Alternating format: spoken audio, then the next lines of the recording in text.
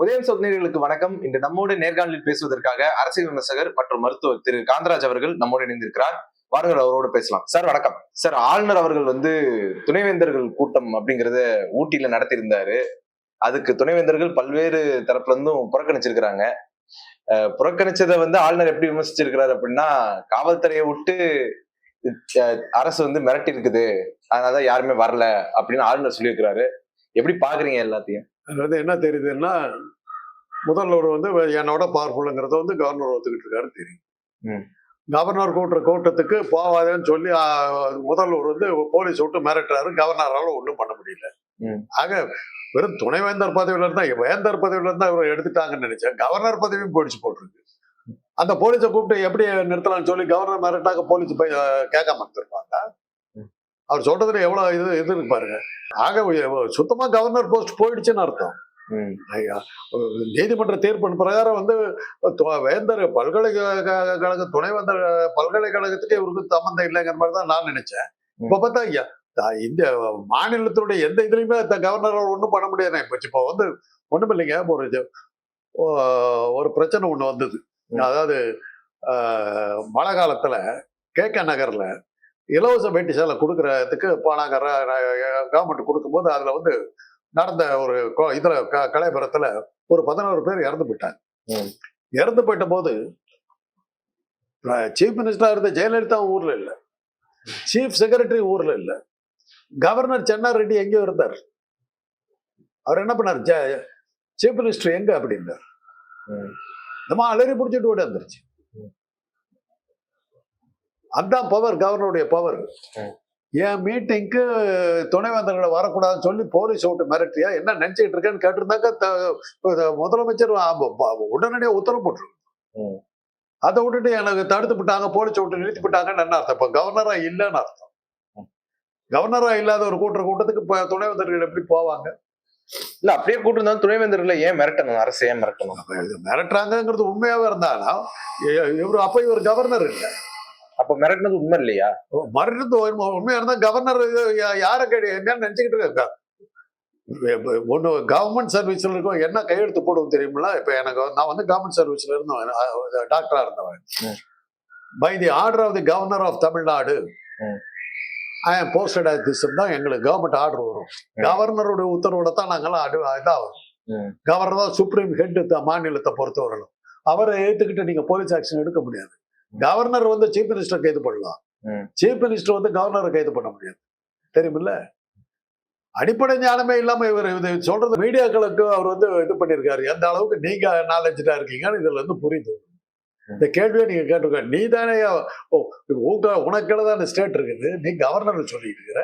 Police எப்படியா நிறுத்தலாம் சொல்லி மாற்றி இருந்தாக்க என்ன போலீஸை அவங்க துணைவேந்தர்களை பத்திரமா கொண்டு போட்டு போயிருப்பாங்கல்ல. அதான சட்ட பிரகாரம் நடக்கணும். ஆக அவர் என்ன இது பண்ணிருக்காருன்னா, தமிழ்நாட்டு மக்கள் முட்டாள்கள், இங்க இருக்கிற ஊடக ஆட்கள் உங்களை போன்றவர் நீங்களும் முட்டாள்கள், நான் சொல்றதெல்லாம் நம்புவீங்கன்னு அவர் சொல்லியிருக்காரு. உங்களுக்கு தான் அது. அவருடைய இந்த ஸ்டேட்மெண்ட் தமிழ்நாட்டு ஊடகங்கள் எவ்வளவு விஷய ஞானம் இல்லாதவர்கள்ங்கிறத அவர் சொல்லியிருக்காரு. இல்ல, இந்த பிஹேவியர் எல்லாம் பார்க்கும்போது ஆளுநருக்கு ஏதோ எமர்ஜென்சி பீரியட் இருக்கிற மாதிரி ஃபீல் ஆகுது அப்படிங்கிற மாதிரி அவர் சொல்றாரு. அதை எப்படி பாக்குறீங்க? எமர்ஜென்சி பீரியட்ல கவர்னர்கள் தாங்க இவங்களை மிரட்டினாங்க. தமிழ்நாடு அரசாங்கத்தை மிரட்டினாங்க.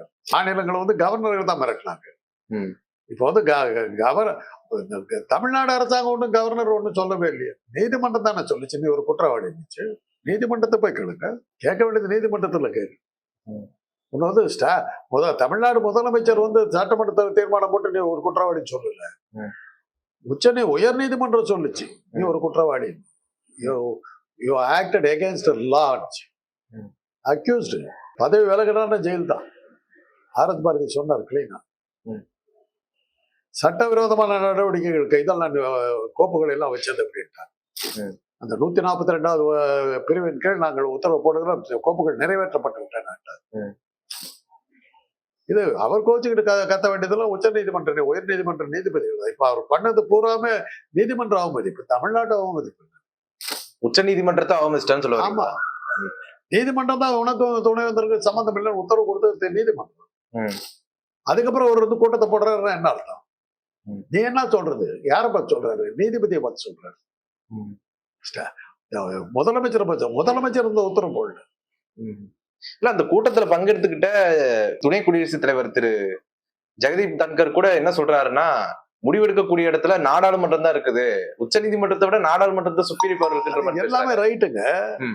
142வது விதின்னு ஒண்ணு இருக்குது. அந்த விதி அவங்க அதைத்தான் அவங்க கிளீனா சொல்றாங்க. அந்த விதியை பயன்படுத்தி, அந்த சுப்ரீம் பவரை பயன்படுத்தி நாங்க இந்த உத்தரவு போடுறோம்னு தான் சொல்றாங்க. அதை நீங்க ஒண்ணும் பண்ண முடியாது. வீட்டோ பவர்னு பேர் அது. எல்லா இடத்துலயுமே ஐக்கிய நாடுகள் சபையிலும் உண்டு. 140 நாடுகளுக்கு போல உறுப்பினர்கள், 130 நாடுகள் வந்து ஒரு தீர்மானத்தை கொடுத்துச்சுன்னா, அமெரிக்கா, ரஷ்யா, பார்மோசா இந்த 3 நாடுகளும் வீட்டோ பவர் வச்சிருக்கிற நாடுகள். இவங்க வந்து ஒரு வீட்டோ பவர், இவங்களை யாரோ ஒருத்தர் வீட்டோ பவர் விட்டா அந்த தீர்மானம் வராது. ஐக்கிய நாடுகள் சபையிலே உண்டு. அந்த பவர் தான் அந்த 142. அதை வச்சுட்டு கொடுத்துட்டாங்க. நீங்க ஒண்ணும் பண்ண முடியாது. என்னை பொறுத்தவரையில வந்து நீதிமன்றங்களா நாடாளுமன்றமா சட்டமன்றமா மக்களால் தேர்ந்தெடுக்கப்பட்ட நாடாளுமன்றம் தான் பெருசு. தீர்ப்பை என்ன அங்க கொடுத்தாங்க? அவங்க நாடாளுமன்ற இதுக்கு வயலேட் பண்ணி கொடுக்கலையே. சட்டமன்றம் தான் பெருசு. நியமிக்கப்பட்ட கவர்னர் நீ பெருசு இல்லைன்னு தான் கொடுத்தாங்க. அப்ப அதைத்தான்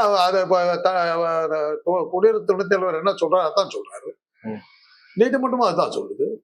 அது அப்ப இவர் என்ன பண்ணிருக்க ரவியை பார்த்தியாப்பா, சட்டமன்றம் போட்டிருக்கிற தீர்ப்பை வந்து எழுத்துக்கிட்டு நீ பாட்டுக்கு கூட்டம் கூட்டியே தப்புன்னு இந்த நாள்ல சொல்லிருக்கு. அங்க போய் உட்காந்துக்கிட்டு நாடாளுமன்றம் தான் பெருசுன்னு ரைட்டு. அதை வயலேட் பண்ணது யார்? அவருக்கு அந்த வயலேட் பண்ண ஆளோட குற்றவாளியோட உட்காந்து டீ குடிக்கிற ரைட்டா? இப்போ உன்னையும் சேர்த்துல உள்ளது. நீயே ஸ்டேட்மெண்ட் கொடுக்குற நாடாளுமன்றம் தான் வேணும். நாடாளுமன்றத்தினுடைய தீர்மானத்தை பிரகாரம் நீ துணைவேந்தர் பதவி உனக்கு வேந்தர் பதவி உனக்கு போயிடுச்சு. நீ எப்படி கூட்டத்தை கூப்பிட்ட? ஆக நீயே அந்த ஸ்டேட்மெண்ட் கொடுக்குற. அந்த மாதிரி அரசியல் சட்டத்தை வயலேட் பண்ண ஒரு ஆள் கூட்டத்துக்கு நீ போனது பண்ணதுனால உன்னை பதவி நீக்க செய்யணும். அவரே ஸ்டேட்மெண்ட் கொடுத்தாரு. நாடாளுமன்றம் தான் உயர்ந்தது, சட்டமன்றம் தான் உயர்ந்தது. சட்டமன்றத்தை ஏத்துக்கிட்டு நடத்துற கூட்டத்துக்கு நீ எப்படி போன? துணை ஜனாதிபதி பதில் சொல்லு. ஆளுநர் அவர்களை வந்து உச்ச நீதிமன்றம் இவ்வளவு கொட்டியும் கூட அவர் வந்து துளியும் சளைக்காத அளவுக்கு இப்படி ஒரு கூட்டத்தை திரட்டி இருக்கிறாரு. இது போன்ற ஒரு ஆளுநரை நீங்க உங்க வரலாற்றுல சந்திச்சுண்டா? இது வந்து புத்திசாலித்தவங்க நீங்க நினைச்சீங்கன்னா அவங்க எங்களுக்கு ஆட்சி பண்ணல. எனக்கு போய் வேணா மாலை போட்டுவாங்க வெற்றிகரமாக. புத்திசாலித்தனம் இல்ல, அவர் அந்த உச்ச நீதிமன்றத்தை விட சொன்னா என்ன சொன்னா சொல்லிட்டு போட்டு நான் பண்றேன் அப்படிங்கிற மாதிரி தானே இருக்கிறாரு. அதான் அப்ப நீங்க அதை வந்து ரொம்ப சந்தோஷப்படுறீங்கன்னு தெரியும். சந்தோஷப்படல, அவரோட போக்க நம்ம என்னன்னு சொல்றது. ஒரு ரோட் ரோலர் வருது, யார் தெரியுமா, நான் கவர்னர் அப்படின்னு சொல்லிட்டு அந்த ரோட் ரோலர் போய் இடிப்பீங்களா? ரோட் ரோலர்னு கூட பார்க்காம போய் இடிக்கிறார் பாத்தீங்களா? என்ன மாதிரி இருக்குதுன்னு நீங்க சொல்றீங்க. அவ்வளவுதான் நம்ம சொல்ல முடியாது. யாருக்கு ஆபத்துன்னு நீங்க தான் சொல்லணும். எங்களுக்கு ஒண்ணு இல்லை. ஆபத்து யாருக்குங்கிறது நீங்க தான் சொல்லணும். ஆளுநர் அவர்கள் சொல்லும் பொழுது தமிழ்நாட்டுல கல்வித்தரம் ரொம்ப தரங்கெட்டதா இருக்குது அப்படிங்கிற மாதிரி சொல்றாரு. அது எப்படி பாக்குறீங்க? அறிவுலக மேதை அவர் சொன்னதுதான். நீங்க எல்லாம் படிச்சுட்டு எந்த ஆப்பிரிக்கால படிச்சுட்டு இல்ல ஐரோப்பால படிச்சுட்டு எங்க படிச்சுட்டு இருக்கீங்க? தமிழ்நாட்டுல தான் படிச்சோம். அப்ப உங்க படிப்பு தான் கேவலமான படிப்பா? அப்ப நீங்க படிச்சதெல்லாம் நம்மள எல்லாம் சொல்றாரு முட்டாளுங்கிறாரு. கல்வித்தரம் குறைஞ்சிருக்குதுங்கிறாரு. குறைஞ்ச கல்வித்தரத்துல படிச்ச அறிவு கேட்டவங்க தான் தமிழ்நாட்டுக்கு அக்செப்ட் பண்ணீங்கன்னா ஓகே, எனக்கு ஒண்ணு நான் அவரோட ஒத்து போறேன். நீங்க அதை அக்செப்ட் பண்ணீங்கன்னா உங்க படிப்பை கேவலப்படுத்த உங்களை கேவலப்படுத்துறது ஓகேன்னா பண்ணீங்க, எனக்கு ஒண்ணு. தமிழ்நாட்டுல என்ன போலீஸ் ராஜ்யமா நடக்குது அப்படிங்கிற மாதிரி ஒரு கேள்வி கேட்டிருக்கிறாரு ஆளுநர். அதத்தான் கவர்னர் தான் அங்க சொல்லணும். அதை ஆக ஒண்ணு தெளிவா தெரிஞ்சு போது ஒரு கவர்னரா இல்லைன்னு தெரிஞ்சு போச்சு. ஒரு கவர்னருக்கு போக எந்த தகவலுக்கும் அவருக்கு போகலன்னு தெரிஞ்சு போச்சு. ஆக ஒரு இன்னைக்கு கவர்னர் இல்லை. கவர்னரா இல்லாத போது அவர் எப்படி துணை வேந்தர்களை கூப்பிடலாம் மீட்டிங்கு? எப்படி கூப்பிட்டாரு? எந்த அதிகாரத்துல கூப்பிட்டாரு? எப்படி துணைவேந்தர்கள் போவாங்க? நீதிமன்றம் தெளிவா சொல்லிச்சு, உனக்கு பல்கலைக்கழகத்துக்கு சம்பந்தம் கிடையாது. அப்புறம் எந்த வரலன்ற மாதிரி பிஜேபி காரங்க சொல்றாங்களே, அப்படி இது வரலன்ற மாதிரி பிஜேபி காரங்க சொல்றாங்க. பிஜேபி காரங்க இந்த நாட்டை சேர்ந்தவங்க இல்லையே. மெசபட்டோமியா அந்த பக்கம் எங்க இருந்து வந்தவங்க இல்லை, இன்னும் அந்த ஊரை விட்டு வரலையோ. அவங்க எந்த சட்டத்தை ஒழுங்கு இது பண்ணாங்க? இல்ல அபிஷியலா ஒரு ஸ்டேட்மெண்ட் வரலையே. ஏங்க ஒவ்வொரு ரூட்ல வந்து ஒட்டிட்டு போவாங்களா? எல்லா பேப்பர்ல வந்து கவர்மெண்ட்ல கெசட் கெசட்ல பப்ளிஷ் பண்ணிட்டாங்க. இன்னும் என்ன பண்ணணும்? யார் அந்த அறிவுலக மேல அந்த பிஜேபின்னு சொன்னாவே போதும், அதுக்கு மேல பதில் சொல்ல வேண்டிய அவசியம் இல்லை. மூளைக்கு அவனுங்களுக்கு சம்மந்தம் இருக்கு. அவனை பத்தி அதுக்கு பிறகு விளக்கம் சொல்ல போனா நான் முட்டாளா அவன் முட்டாளான்னு தெரியும். அவங்களுக்கு எல்லாம் பதில் சொல்ல முடியும். ஒரு அளவுக்காவது விஷய ஞானம் இருக்கணும். மென்டல் ஹாஸ்பிட்டல் இருக்கிறதெல்லாம் ஏதாவது யாரோ ஒருத்தர் தான் போட்டாங்க. யாரோ ஒருத்தர் 2 பேர் மென்டலா இருந்தா பரவாயில்ல, கட்சி பூராமே மென்டலா இருந்தா எப்படிடா சமாளிக்கிறது? கெசட்ல வந்துருச்சு. அதுக்கப்புறம் என்ன பண்ணுவாங்க? சரி, அவங்களுக்கு நம்ம சொல்ல வேண்டிய அவசியம் என்ன பண்ணுவாங்க? கருவாட்டு பறை கொடுத்து பாப்பாத்தி மாதிரி உட்காந்துட்டு என்ன பண்றதுன்னு தெரியல. இருந்த ஒரே சப்போர்ட் ரவி தான். அந்த ரவியும் போயிட்டாரு போது என்ன பண்றது தெரியல.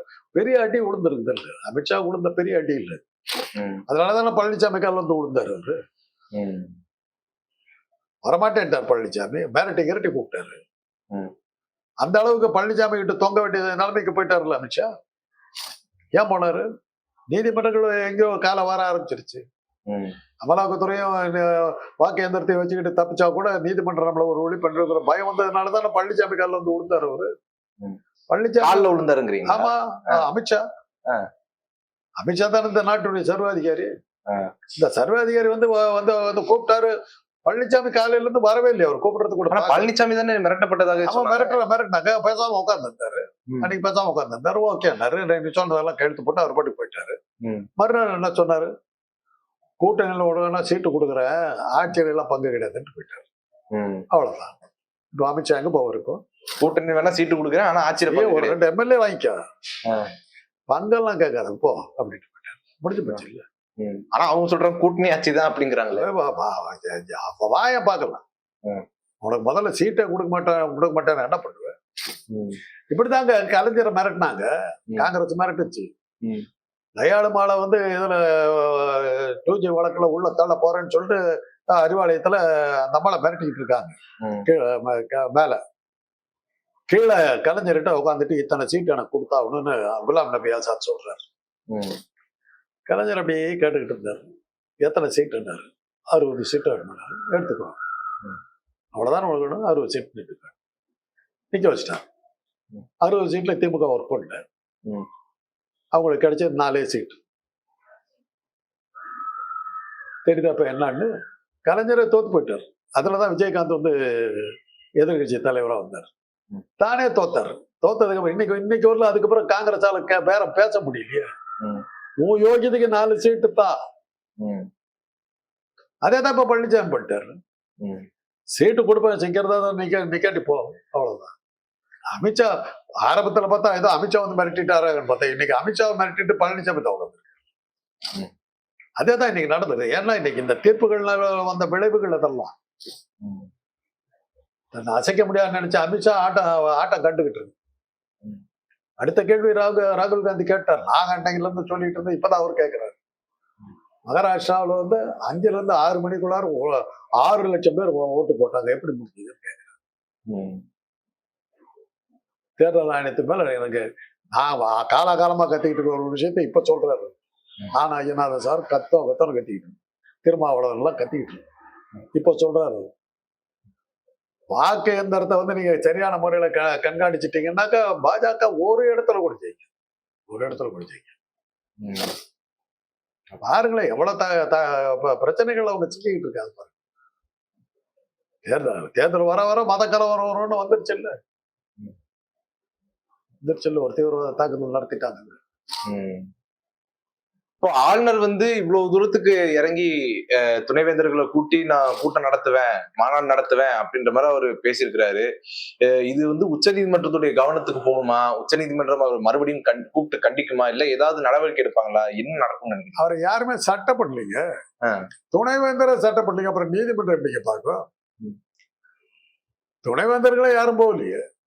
அதுக்கு அப்பவே உங்களுக்கு தெரிஞ்சு போச்சு இல்ல. இதெல்லாம் வந்து கடைசி நேரத்துல ஐயோ என்ன இப்படி பண்ணிவிட்டீங்களா, எனக்கு அசிங்கமா இருக்கு, எல்லாம் கவர்னர் மாதிரி அழுதுகிட்டு இருக்காரு.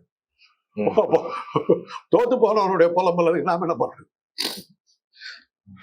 இப்ப புரிஞ்சுக்கிட்டாரு அவரு.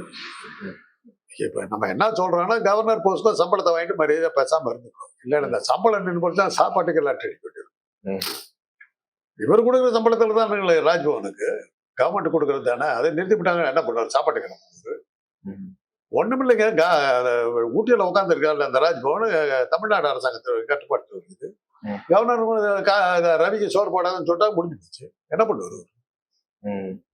போலீஸ் விட்டு மிரட்டணுமா? போலீஸ் விட்டு மிரட்ட நீ தான் கவர்னர் ஆச்சு. போலீஸ் என்ன நினைச்சிட்டு இருக்கேன்? ஐஜி கூப்பிட்டாக்க வந்து ஐஜி வந்து பதில் சொல்லணும்ல அவரு. ம். Order of governor of Tamil Nadu போஸ்டிங்க போடுறாங்க. ம். நீ கவர்னர் தானே, ம். எப்படியா தடுத்தேன்னு கூப்பிட்டு கேட்டிருந்தாங்க, அவங்க உடனே எல்லாத்தையும் கூப்பிட்டு வந்து அவங்க நிறுத்திருப்பாங்கல்ல.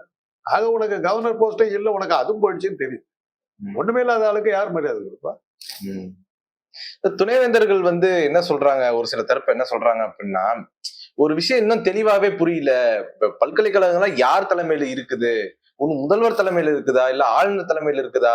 யாராவது ஒருத்தவங்க பேச்ச மீறிட்டா கூட எங்களுக்கு ஏதாவது பாதிப்பு வந்துருமோ அப்படின்னு ஒரு அச்சப்படுறாங்க. அப்படிங்கிறப்ப ஒரு தெளிவான அறிக்கைங்கிறது வெளியே வரல அப்படிங்கிற மாதிரி சொல்றாங்க சார். நீதிமன்றம் தெளிவா இருக்குங்க. தெளிவா இல்லாம இருக்கிறது உங்க மீடியா.